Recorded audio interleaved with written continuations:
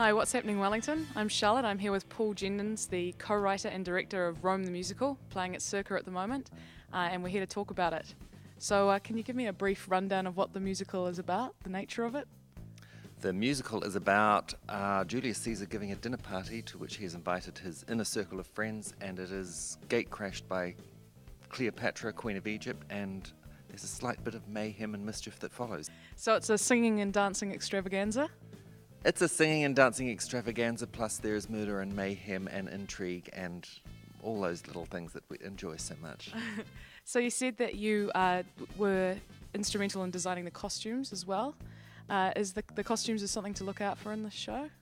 Yeah, the costumes are interesting because people are expecting, I think because of Julius Caesar, you expect togas, which really end up, I thought, well, it's going to end up looking like people wearing their bed sheets. Right.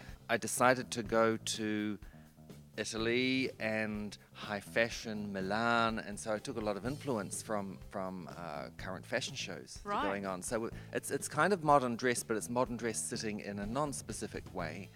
Very glamorous because it's Julius Caesar, they're the top part of Italian society. Right. Curiously enough, as we worked on it, everything actually ended up looking Roman, even though it's not togas. Men are wearing trousers and uniforms, the women are wearing long dresses, but it all somehow worked really well and ended up looking Roman, especially in a setting like this with pillars and fountains. And okay, so you and it's Gareth Farr also wrote this show together.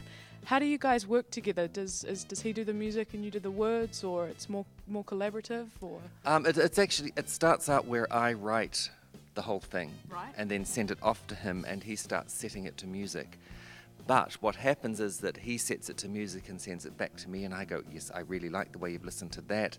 Let's change the words a little, and so we change them, and it goes back, and he says, yeah, but I can get more out of this tune, and it goes backwards and forwards. Well, this is the third in a series that you guys have worked on, so I guess through that process you've figured out the best way to do it. So what about the musicians? You've got live sound, a live band out the back of the stage here. I don't know if you can see it. Have they been in the shows before, or is this a new group? This is one of the things that we decided we wanted to do with the third show, was to actually up the musical stakes. Right. Normally we have 2 keyboards, synthesizer keyboards, and a drum kit in the past 2 shows. And this time we decided we would go for an acoustic ensemble. So in fact, we don't have any keyboards at all. We don't even have piano in this one. The chordal instrument is a piano accordion. And so it's a 5-piece band, which is more than we've had before.